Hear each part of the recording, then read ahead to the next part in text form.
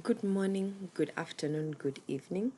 Thank you for those ones who are following. Yes, it's the month of March, where each and every day we shall be going through a chapter of Proverbs based on abusive, narcissistic, toxic relationships. So today is day 2, and we're going to go through Proverbs 2. So yesterday we covered what's the importance of Proverbs. And we said the beginning of wisdom is the fear of the Lord. Now, chapter 2 talks about how you get now that fear of the Lord. But in regards to it, it also talks about advices, beseeches, or do we say beseech? You to gain wisdom, you not to depart from the words or the teachings of your father, or nor don't depart from the teachings of your father or the teachings of your mother. It tells us that we should search for wisdom as though you're searching for silver and gold. Because once you get it, then there is a way that it's going to save you from paths that will lead to destruction, a path that is going to lead to death, a path that is going to lead you into a place where you will regret, cry, or be remorseful about. So, when we are discussing about toxic relationships, there are things that may sound a bit harsh. Let me put that disclaimer kindly. And the reason that sometimes a truth or my truth may sound harsh to you, it's because of how we want to give ourselves permission to do something that we know is not right, even if it feels good. So, in any time, or if you talk to anyone who's in a relationship or has been in a relationship where it was toxic, where there was abuse, where the partner was narcissistic, trust you me, there were red flags. They were there. Just blinking. Any corner, any turn, there was something. But somehow, especially us ladies, we see the red and we hope it's going to turn pink. And then we tell ourselves that when he's putting a ring on it, I'm going to change the man. But what's the reality of things? Is that red will not turn green, no matter what you do. And one of the things that causes us to fail miserably, for us who are very emotional and we love with every fiber of our being, is that we end up being intimate with someone. We end up putting our guards down with someone because of being intimate.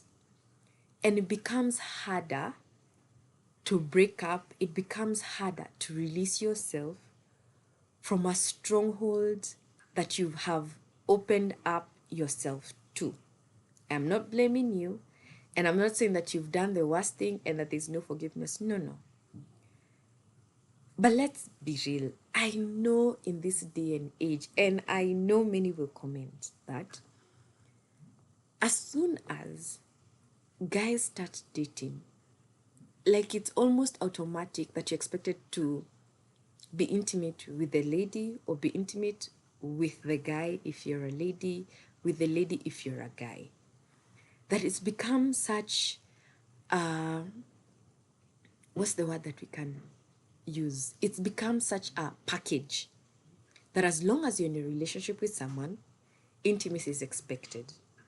And what happens is that as soon as you're intimate with someone, or as soon as you let your guard down and open yourself to that part of someone, then there are so many things that we'll miss. Because now instead of having deep, intimate conversations, or instead of having moments where you can ask questions, moments where you can challenge things, there's going to be a flip, there's going to be a manipulation. And what we know about toxic, abusive, narcissistic relationships is that manipulation is a huge thing.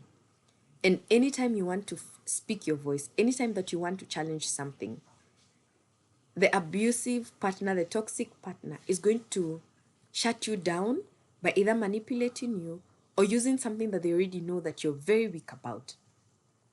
And you know the thing, the thing, the Bible doesn't sugarcoat anything. Like,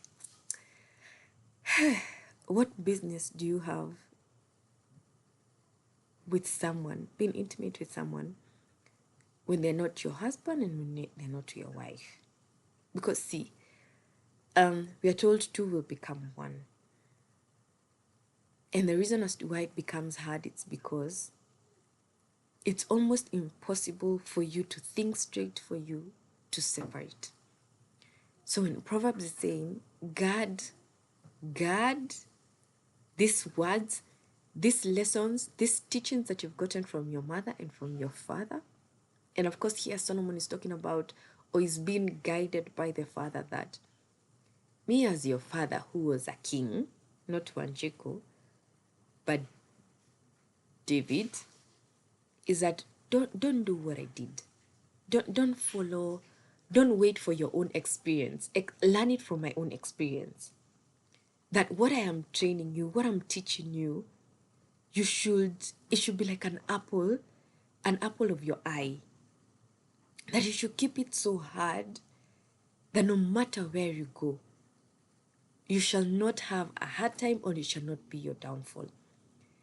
And there's somewhere where they talk about wicked women or loose women. But then for today, we can say the one thing that made Solomon fall, the one thing that made him like really miserable and lose his focus, it's because of what he let in. And you see, before you say I do, before you jump into something with someone, are you, I wouldn't say willing to, but because also you can really guard and you can protect yourself, but then the minute you say I do, you realize it's an animal that you've gotten married to. That one is very different. And like when you saw it on this other side and you saw the signs, but you knew in your head, I'm going to turn tables around. And intimacy is something big. It's something that when you're told to become one, maybe we should have that exercise here. Like pick yellow sand. In weddings, that used to be a thing, like in the ceremony. Based on your theme colors, we can say you have purple and green, and those two sands, you mix them, because it used to be a sign of these two becoming one. And when you mix the sands, yellow and green, or green and purple, like when you're separating them, it's almost impossible. Not even almost, it is impossible to separate the green from the purple. And that is how intimacy is.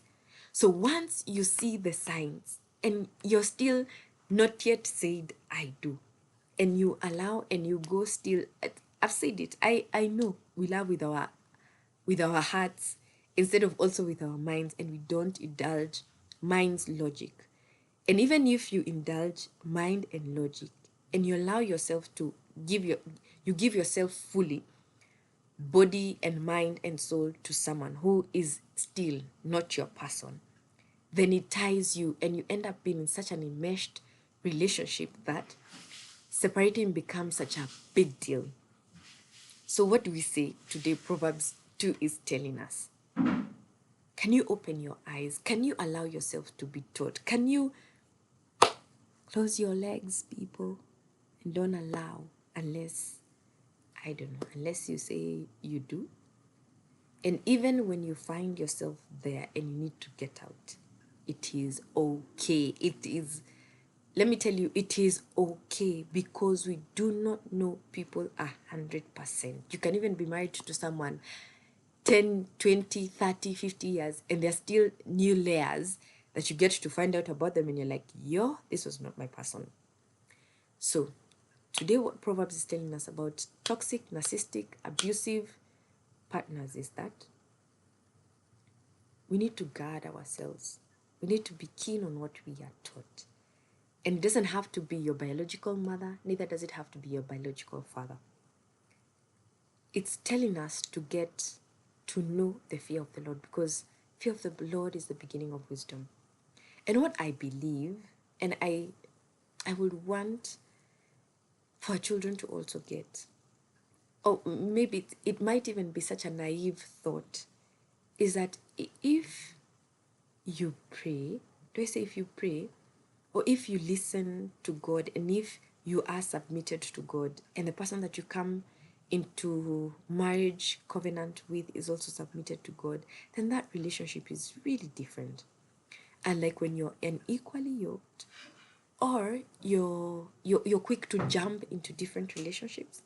Also, I know people who even start, sorry, I'm getting a cold. The people who start on, do I say, on an exploration journey, and they end up in marriage, and their marriage becomes really good. But you know, the thing about knowledge is once you know, you cannot unknow. And if you listen to this, you know that you shouldn't. So, thank you. We see you tomorrow on day 3, and let's see what it has to say. And what I say, let me say it's my truth. It doesn't have to be your gospel truth. Do the research yourself. Read the word yourself. Find out about these things yourself. And if you're the person that we are talking about who's toxic, the person who's bringing all the negative energy into a relationship, kindly also seek help, because it doesn't mean that this is the end for you. It might be that you're dealing with something from your childhood that is buried so deep that you may also not be very much aware about. But kindly seek help. Seek help, and it doesn't hurt. And there's wisdom in learning. There's like allow ourselves to be taught. Even me, I don't know everything. I'm still learning. And even an infant can teach me. A drunk person can teach you. Someone that you feel has not gone to school can teach you. All right? So we'll see you tomorrow. Thank you. Please ask questions and share this. It's us learning, and I'm sharing completely and purely from my own observation, my own experience, and what I have seen and what I listen from other people. So, ciao and thank you.